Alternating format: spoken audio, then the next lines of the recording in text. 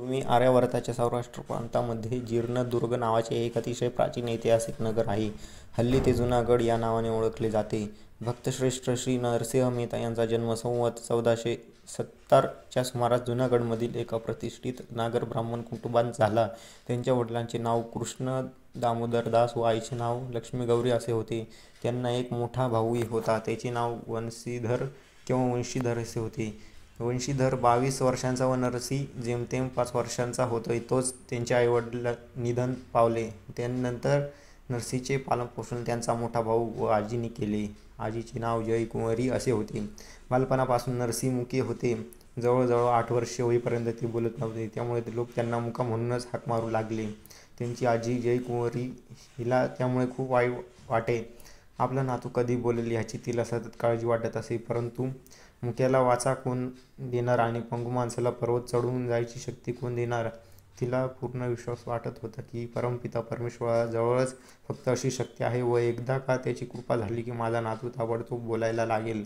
तिला खात्री होती की देवाची कृपा त्याच्या लाडक्या भक्ताकडूनच प्राप्त होईल. त्यामुळे स्वाभाविकपणेच तिच्या मनात साधू संतांबद्दल आदर व श्रद्धा असे. कुठेही साधू महात्मे तिला दिसले की ती त्यांचे दर्शन घेई व यथाशक्ती श्रद्धेने त्यांची सेवा करी. उत्कट श्रद्धेचे फळ कधी न कधी मिळतेच. शेवटी जयकुंवरीची श्रद्धा पूर्ण होण्याची वेळ आली. फाल्गुन शुद्ध पंचमीचा दिवस होता. ऋतुराज वसंताचे वैभव सगळीकडे पसरले होते. मंद मंद वाऱ्यामुळे सर्व प्राणी उत्साहित झाले होते. गावातील स्त्री-पुरुष बहुतेक रोजच संध्याकाळी हाटकेश्वर महादेवाच्या मंदिरात दर्शनासाठी एकत्र जमत. बायका एकत्र जमून सुरेख भजने व रासगीते म्हणत. रोजच्याप्रमाणे त्या दिवशी पण मंदिरात खूप गर्दी होती. जयकुंवरी पण आपल्या नातवाला बरोबर घेऊन महादेवाच्या दर्शनाला गेली होती. परत येताना एक महात्म्याचे तिच्या दृष्टीस पडले. ते मंदिरातील एका कोपऱ्यात व्याघ्र जिनावर पद्मासन घालून बसले होते. त्यांच्या मुखातून सतत नारायण नारायण असे शब्द बाहेर पडत होते. त्यांच्या चेहऱ्यावर एक अपूर्व तेज पसरले होते. ते कोणतरी मोठे सिद्धयोगी असावेत हे त्यांच्याकडून पाहूनच कळत होते. त्यांच्या दिव्य तपोबलामुळे आकृष्ट होऊन जयकुंवरी पण इतर बायकांबरोबर त्यांच्या दर्शनाला गेली. तिने दुरूनच अतिशय भक्तिभावाने व आदराने महात्माजींना वंदन केले आणि हात जोडून विनंती केली, महाराज, हा माझा मुलगा नातू आहे. त्याचे आईवडील मरण पावले आहेत. हा आता 8 वर्षांचा होईल, पण अजून एकही शब्द बोलत नाही. त्याचे नाव नरसिंहराव आहे. परंतु सगळे लोक याला मुका म्हणूनच हाक मारतात. त्यामुळे मला फार दुःख होते. महाराज, कृपा करा व त्याला वाचा द्या.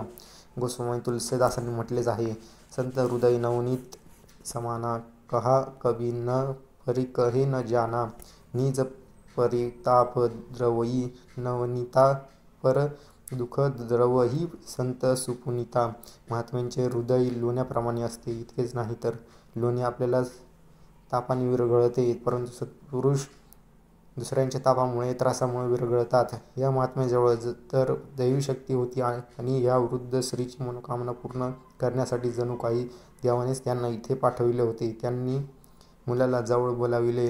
लक्षपूर्वक त्याच्याकडे पाहत ते म्हणाले, हा मुलगा फार मोठा देवभक्त होईल. असे म्हणून त्यांनी आपल्या कमंडलूमधून पाणी घेऊन हात धुतले आणि मुलाच्या कानात फुंकर घालून म्हटले, बाळ, म्हण बरं, राधे कृष्ण राधे कृष्ण. बस. महात्म्याच्या कृपेने जन्मापासून का असलेला मुलगा राधे कृष्ण म्हणू लागला. तेथे हजर असलेले सर्व लोक आश्चर्यचकित झाले आणि महात्म्याचा जय जयकार करू लागले. मुक्या नातवाच्या तोंडातून देवाच्या नावाचा उच्चार ऐकून वृद्ध जयकुंवरीला किती आनंद झाला हे कोण कसे सांगू शकणार. वारंवार महात्म्याला नमस्कार करून व हात जोडून अतिशय नम्रतेने तिने प्रार्थना केली, महाराज, आपल्या कृपेने माझा नातू आता बोलू लागला आहे. माझा मोठा नातू राज्याचा ठाणेदार आहे. कृपा करून आपण माझ्या घरी यावे व आपली सेवा करण्याची संधी मला द्यावी. आपले पाय माझ्या घराला लागले तर माझे घरही पवित्र होईल.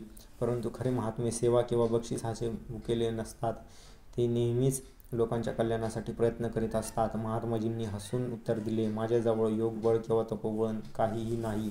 या जगात काही घडते ते केवळ देवाच्या कृपेमुळेच घडते. परमेश्वराच्या कृपेमुळेच अशक्य ते शक्य होते. म्हणून माझे उपकार न मानता त्या परमेश्वराचे आभार मान आणि त्याचे नामस्मरण व भजन पूजन करत जा. मी विनाकारण कोणाकडे जात नाही. माझा सन्मान वाढावा म्हणून कधी कुण्या संसारी माणसाकडे जात नाही. तुझे कल्याण होईल. मी आता गिरनार पर्वतावर जात आहे. तुझ्या मनातले ऋण हे पण सांगून ठेवतो की एक कुलावती आणि सुस्वरूप मुलीशी याचे लग्न होईल.